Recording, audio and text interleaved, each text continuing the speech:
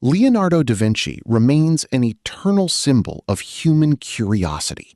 This video explores the life and legacy of a man who refused to be defined by a single discipline, transforming every field he touched. This program is brought to you by the Series of Thoughts team as part of the Great Thinkers series. Born in 1452 near Vinci, Leonardo was the son of a notary and a peasant woman. Though his birth status barred him from some traditional professions, his immersion in the natural world fueled a lifelong obsession with observation. At 15, Leonardo became an apprentice in the prestigious workshop of Andrea del Verrocchio in Florence. Working alongside future masters, he began developing the multidisciplinary mastery that would define his career. In Verrocchio's workshop, the young Leonardo showed such exceptional talent that it reportedly humbled his own master. His early contributions, including his work on the baptism of Christ, demonstrated a remarkable command of light and anatomy. In 1482, Leonardo entered the service of Ludovico Sforza, the Duke of Milan. This 17-year relationship provided the resources and freedom Leonardo needed to pursue his grandest visions in art and science. Leonardo's drive for perfection often led to unfinished commissions, including a massive bronze horse monument that was never cast.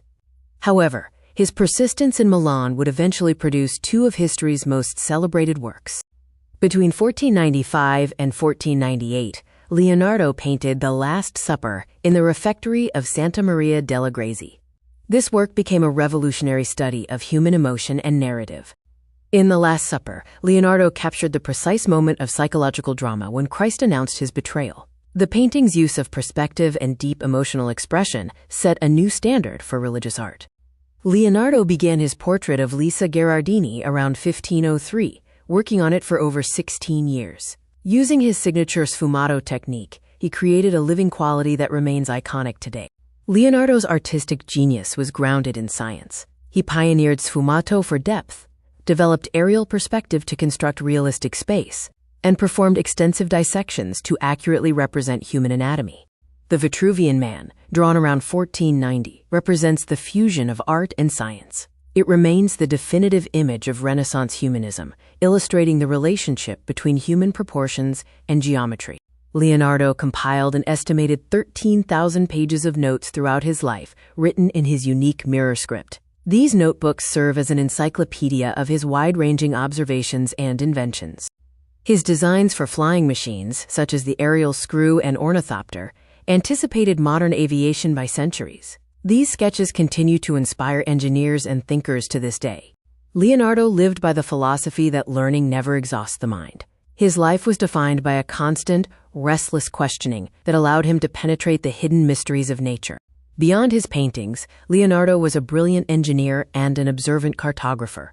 His ability to apply scientific rigor to his work left an indelible mark on history.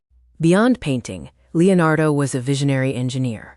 His notebooks contain designs for armored vehicles, hydraulic systems, and giant crossbows. Though many were never built during his time, his design showed how far his imagination traveled beyond the limitations of the Renaissance. Leonardo was a true soldier of knowledge. His 1502 map of Imola, created for Cesare Borgia, used groundbreaking aerial view techniques. Its precision made it a vital tool for military commanders, proving his intellectual reach knew no bounds. Leonardo challenged the scientific dogmas of the 16th century. Moving from artist to investigator, he performed meticulous dissections of human bodies. His detailed documentation of anatomy and organs was centuries ahead of its time. His anatomical work revolutionized science. From correcting misconceptions about the heart's 4 chambers to creating complex, layered drawings of the human form, Leonardo demanded that art be respected as a serious science. The notebooks provide a gateway into Leonardo's mind. His curiosity spanned botany, geology, and optics. He dissected nature as thoroughly as he did human anatomy, seeking to understand the underlying laws of the world. Leonardo was measuring the universe long before his contemporaries. By 1490, he had calculated the acceleration of falling objects, touching upon gravitational concepts that wouldn't be fully explored until Galileo. His insights were truly ahead of his time. Although many of his discoveries remained unpublished, his massive collection of codices formed an extraordinary private archive. This archive eventually reached scholars across Europe, finally revealing the full scope of his genius. Leonardo became the embodiment of the universal man. His conviction that no boundaries should exist between artistic beauty and scientific precision solidified his legacy as the most formidable intellect of the Renaissance.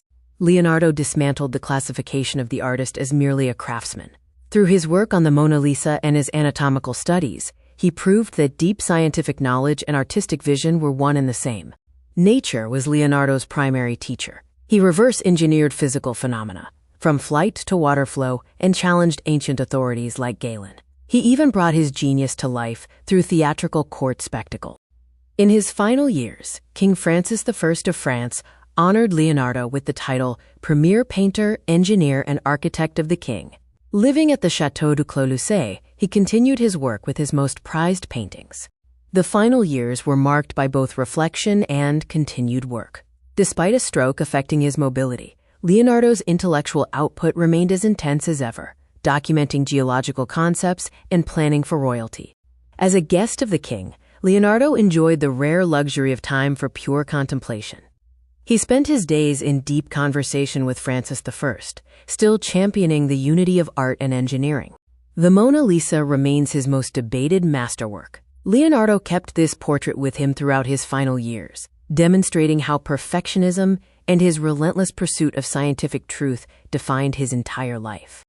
Even after a stroke in 1517 hampered his right hand, Leonardo did not cease his inquiry. He adapted, using his left hand to draw and record, continuing his intellectual journey right up until his final days. In his final years at Amboise, Leonardo's health faced new challenges. A stroke in 1517 partially paralyzed his right hand, yet witnesses observed him continuing to proudly display his paintings and notebooks to visitors, including Cardinal Luigi d'Aragona. By 1518, Leonardo remained deeply active. He continued to sketch apocalyptic visions of floods and geological disasters, while designing elaborate court entertainments for King Francis I. His final notebook entries date from this period, marking the end of a prolific intellectual journey.